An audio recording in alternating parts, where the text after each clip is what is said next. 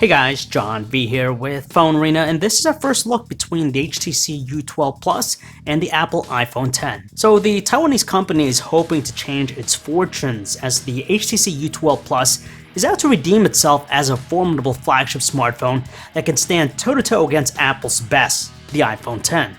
Apple's flagship is unmistakable from a far glance, but more importantly, its glass meets stainless steel frame definitely gives it more of a substantial build quality than the HTC U12 Plus.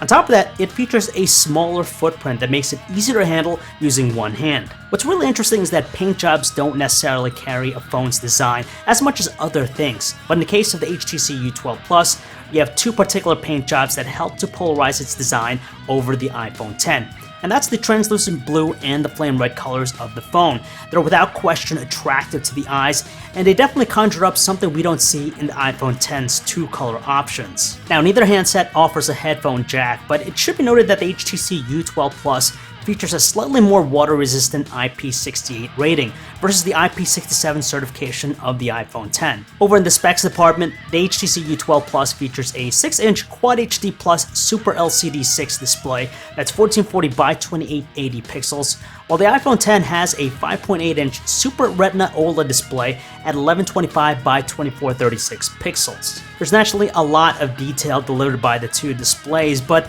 the HTC U12 Plus display exhibits noticeable distortion when you view it at different angles. It's not a distraction when you're looking at it head-on, but if you look to the sides, you notice it right away. Then again, you could say the same thing about the notch on the iPhone X's display. It could be an equal distraction of sorts, just because it kind of breaks up the uniformity of the display.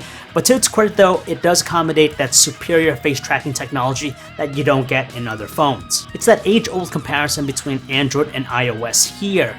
They both pretty much accomplish the same basic functions, but HTC does implement some novel ideas to its experience. You have things like the Edge Sense features, where you can squeeze the phone to different degrees, and you also have this new double tap feature as well. Meanwhile, with the iPhone X, it emphasizes heavily on a gestures-based user interface, and initially takes some time to get acquainted to, but for the most part, it follows a very straightforward experience. When it comes to processing power, it appears as though both are equipped to handle even the most intensive stuff. The iPhone X is powered by 11 Bionic chipset, and we know that it's very exceptional and flawless with all sorts of applications. With the HTC U12 Plus, it's powered by the Snapdragon 845 chip.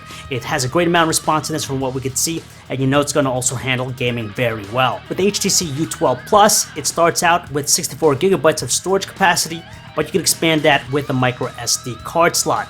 With the iPhone X, unfortunately, you can't expand its memory, so you either have 64 or 256 gigabytes of storage. Both phones feature dual camera systems. On the back of the HTC U12 Plus, you have a 12 megapixel wide-angle camera, and then you have a 16 megapixel 2x optical zoom one. In contrast, the iPhone X has a pair of 12 megapixel cameras, and it breaks down to a wide-angle f1.8 lens and a telephoto f2.41.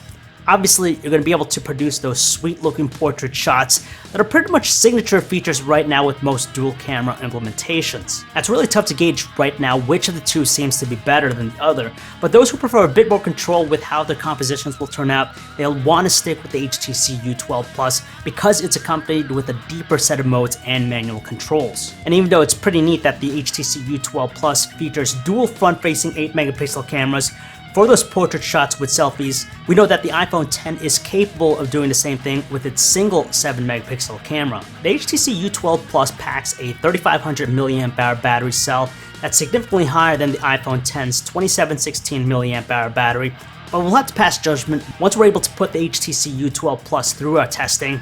It's worth mentioning though that the U12 Plus lacks wireless charging, which is a convenience you're going to find with the iPhone X. As we know, the iPhone X is the most advanced iPhone to date, but it carries one of the heftiest costs out there, commanding a starting price point of $1,000. Now, HTC intends to capitalize on that because the U12 Plus will launch here in the US with a starting price point of $799. The $200 difference between these two phones might not seem like it's a lot, so it will be interesting to see how consumers perceive HTC's flagship at that price point.